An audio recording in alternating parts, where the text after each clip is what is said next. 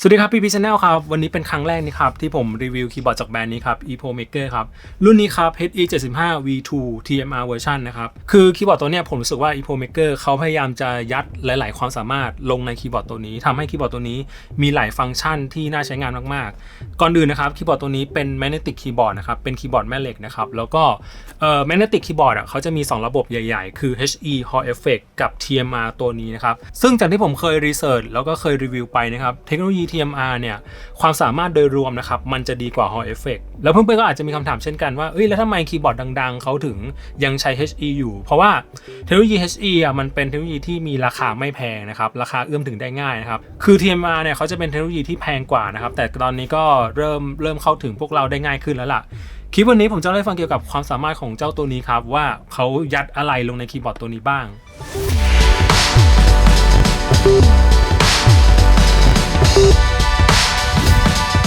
นี่คือหน้าตาของเจ้า HE75 V2 ครับสังเกตว่าผมไม่ได้เสียบสายครับเพราะว่าเขาสามารถใช้งานไร้สายได้ตัวคีย์บอร์ดครับเป็นแบบ 75% นะครับแล้วก็มีคีย์ทั้งหมด80คีย์นะครับมีเรื่องของ F roll นะครับแล้วก็ที่สำคัญมี rotary knob ตรงนี้ด้วยซึ่งสำหรับผมนะอันนี้ส่วนตัวคนรีวิวนะคีย์บอร์ด HE ตัวไหนที่มี knob ผมรู้สึกว่าผมจะชอบเป็นพิเศษครับเพราะว่าหลายๆตัวเขาไม่ค่อยมี knob ตรงนี้กันผมเป็นคนที่ใช้ knob มากนะครับในการเพิ่มเสียงลดเสียงในการตั้งค่าต่างๆนะครับแล้วก็ดูความสวยของไฟครับซึ่งคีย์แคปตัวนี้เขาจะเป็น PC ครับเป็น polycarbonate นะครับไฟก็จะโผล่นะครับที่สำคัญไฟไม่ได้มีแค่นี้ครับเพราะว่ามีตรงนี้ด้วยครับแถบไฟโคตรสวยนะครับคือมันจะมาจากด้านข้างนะครับแล้วก็มาที่ด้านหลังยิ่งบริเวณตรงนี้ครับจะเป็นแถบตรงนี้ซึ่งไฟเขาจะเหมือนเป็นเกล็ดเพื่อนๆเห็นไหมมันจะมีความวิ้งหน่อยมีความประกายหน่อยสวยมากนะครับสีของเคสตอนนี้จะมี2สีครับคือสีดำกับสีขาวตรงนี้เป็นสวิตช์สำหรับเลือกการเชื่อมต่อนะครับสามารถเสียบสายได้นะครับไร้สาย 2.4 เฮิร์ตซ์แล้วก็สามารถใช้บลูทูธได้ด้วยน้ำหนักตัวเนี้ยผมรู้สึกว่าหนักประมาณเกือบโลนะครับซึ่งก็ถามว่าหนักไหมมันก็เบากว่าพวกอลูแล้วกันนะครับแล้วก็ด้านหลังจะเป็นขาปรับระดับความสูงอันนี้ผมชอบมากเขาปรับเพิ่มได้2ระดับนะครับซึ่งผมรู้สึกว่าเป็นความชันที่กำลังโอเคนะคือมันไม่แบนนะครับจะมีความชันในระดับหนึ่งนะครับถ้าใครคิดว่าสูงไปก็ลดความชันก็ได้หนอบตรงเนี้ยค่าจากโรงงานก็คือเพิ่มเสียงลดเสียงนะครับแล้วกดลงไปก็จะเป็นการมิวเสียงซึ่งตามข้อมูลนะครับเขาบอกว่าเราสามารถถอดตรงนี้ได้นะครับเพื่อทำเป็นอีก2สวิตช์นะครับแต่ผมคิดว่าไอการใส่หนอบเนี่ยโอเคสุดแล้วล่ะเคสตัวนี้ครับก็เป็นพลาสติก ABS ธรรมดานะครับแต่ก็งานประกอบค่อนข้างดีครับรู้สึกปึกดีรู้สึกมีความแข็งแรงดีไม่กระจอกนะครับรู้สึกแน่นหนาดีนะครับพระเอกของคีย์บอร์ดตัวนี้คือเทคโนโลยี TMR ครับมันก็คือเทคโนโลยีแมกเนติกแหละแต่จะทำงานคนละแบบกับ HE ทำงานคนละแบบกับ Hall Effect นะครับซึ่งเทคโนโลยี TMR เนี่ยจะเป็นการตรวจจับการเปลี่ยนแปลงความต้านทานไฟฟ้าเพื่ออ่านตำแหน่งของสวิตช์นะครับซึ่งถ้าเกิดเราพูดในเรื่องของเทคนิคมันอาจจะฟังดูเข้าใจยุ่งยากนิดนึงนะครับแต่ให้รู้ไว้แล้วกันนะครับว่า TMR เนี่ยมันจะมีการตั้งค่าที่ละเอียดกว่าเสถียรกว่าแล้วก็จะกินแบตน้อยกว่า Hall Effect นะครับซึ่งมันจะเป็นเทคโนโลยีที่ใหม่กว่าแล้วก็มีราคาแพงกว่านะครับแต่ตอนนี้หลายๆแบรนด์ก็เริ่มหันมาใช้ TMR มากขึ้นแล้วครับเพราะว่าราคามันเริ่มเข้าถึงได้ง่ายขึ้นมากแล้วคีย์แคปครับพลาสติกใสครับโพลีคาร์บอเนตครับเพื่อทำให้ไฟลอดได้สว่างที่สุดอีกหนึ่งพระเอกครับคือสวิตช์ตัวนี้ครับ Epo Maker Creamy Jade Switch นะครับเป็นสวิตช์แมกเนติกที่มีการพรีลูมมาบางๆจากโรงงานแล้วนะครับแล้วก็ตัวสวิตช์เนี่ยจะมีชื่อของแบรนด์ติดอยู่ที่สวิตช์เลยนะครับเป็นแบบลิเนียร์ครับค่าแรงกดประมาณ30 กรัมฟอสครับถือว่าเป็นสวิตช์ที่ใช้แรงไม่เยอะเท่าไหร่เห็นเพจด้านในไหมครับอันนี้ใช้เป็น FR4 ด้วยแล้วก็อีกหนึ่งไฮไลท์ครับคือแผง PCB ตัวนี้นะครับเราสามารถเปลี่ยนสวิตช์เป็น Mechanical ได้ด้วยนะครับสำหรับคนที่ชอบ Feeling การกดแบบ Mechanical นะครับตัวนี้สามารถเปลี่ยนได้แต่คำแนะนำของผมนะครับพวก WSD อันนี้ใช้เป็น Magnetic ดีกว่าเพราะเราสามารถตั้งค่าการกดที่มีความละเอียดได้นะครับส่วนสวิตช์ตัวอื่นๆนะครับสามารถเปลี่ยนเป็น Mechanical ที่เพื่อนๆชอบได้ครับแล้วเขาก็มีการยัดพวกโฟมพวกซิลิโคนพวกวัสดุดูดซับแรงกระแทกดูดซับเสียงนะครับถึง5ชั้นนะครับไปฟังเสียงการพิมพ์ของคีย์บอร์ดตัวนี้กัน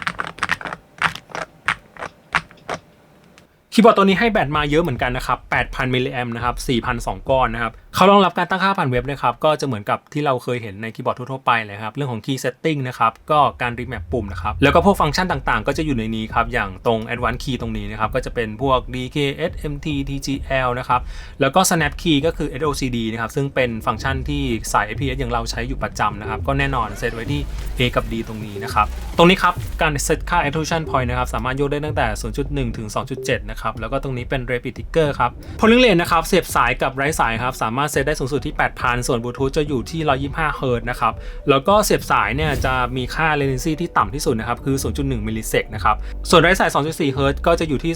0.58 มิลลิเซกนะครับพูดง่ายๆคือเสียบสายจะไวกว่า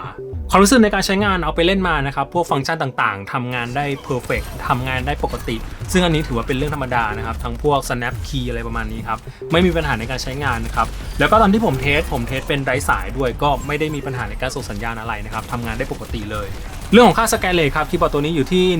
128,000 นะครับซึ่งก็เป็นค่ามาตรฐานของคีย์บอร์ด TMR ในยุคนี้ฮะผมขอข้ามไปขั้นตอนสุดท้ายเลยนะครับคือทำไมเพื่อนๆต้องซื้อคีย์บอร์ดตัวนี้ครับอย่างแรกเลยอย่างที่บอกเขายัดอะไรเยอะแยะเลยลงในคีย์บอร์ดตัวนี้ครับคีย์บอร์ดตัวนี้สามารถเชื่อมต่อได้3โหมดใช้งานไร้สายได้นะครับแล้วก็เทคโนโลยี TMR มันดีกว่า Hall Effect ซึ่งดีกว่ายังไงผมอาจจะไม่ได้มีเครื่องมืออะไรมาวัดนะครับแต่ตามทฤษฎีตามข้อมูลที่ผมได้รีเสิร์ชมามันดีกว่าในเรื่องของความเสถียรแล้วก็กินไฟน้อยครับแบตให้มา 8,000 มิลลิแอมป์นะครับแล้วก็ไฟครับด้วยความที่คีย์แคปใสครับไฟโผล่เนี่ยกระแทกตามากนะครับแล้วก็ตรงนี้ผมคิดว่าโคตรสวยเลย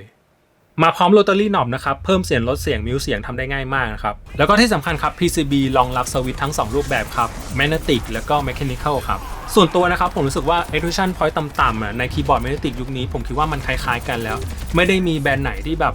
กระโดดไปเลยคือมันก็เร็วเหมือนกันนะแต่สิ่งที่ทำให้ตัวนี้มันแตกต่างกับคีย์บอร์ดตัวอื่นคือเขายัดอะไรมาเยอะแยะเลยอย่างที่ผมเล่าไปนะครับแล้วก็ค่าตัวนะครับอยู่ที่ประมาณ 5,000 กลางๆอันนี้ยังไม่ได้ใช้โค้ดนะครับถ้าใช้โค้ดก็อาจจะได้ถูกกว่านี้นะครับแล้วก็รับประกันศูนย์ไทยนะครับ1 ปีเต็มซึ่งผมคิดว่าถ้าเกิดใครกำลังตามหาคีย์บอร์ดแบบ 75% นะแบบใช้งานง่ายๆมี F Pro มีหนอบเพิ่มเสียงลดเสียงแล้วก็สวยแบบเนี้ยมีอะไรลูกเล่นอะไรเพียบเลยสามารถใช้ไร้สายได้ด้วยผมคิดว่าตัวนี้น่าสนใจเหมือนกันคือความสามารถมันเยอะนะครับแล้วก็ลูกเล่นการใช้สวิตช์2แบบอันนี้จริงๆผมคิดว่าน่าสนใจแล้วก็สำคัญมากๆนะครับคือ WASD ปุ่มที่เราใช้ในการเคลื่อนที่อันเนี้ยผมแนะนำให้ใช้ Magnetic ไปเลยนะครับมันจะได้เกิดความไวนะครับแต่ปุ่มอื่นๆที่เราใช้ในการพิมพ์งานต้องการสวิตช์ที่กดแล้วรู้สึกสนุกกดแล้วรู้สึกเพราะนะครับอันเนี้ยเราสามารถเปลี่ยนเป็น Mechanical ได้ซึ่งผมคิดว่าน่าสนใจเหมือนกันถ้าใครสนใจครับผมทิ้งช่องทางการสั่งซื้อไว้แล้วนะครับแล้วก็ EPROMaker Thailand เนี่ยเขาเพิ่งเปิดตัว Official Store นะครับใครสนใจคีย์บอร์ดราคาไม่แรงนะครับแล้วก็ความสามารถเจ๋งๆครับลองเข้าไปดูแล้วกันมีหลายรุ่นให้เลือกนะครับตอนนี้เป็นคีย์บอร์ดหนึ่งตัวที่ยัดอะไรมาเยอะแยะเลยใครกำลังตามหาสไตล์นี้อยู่ไปสอยกันได้นะครับ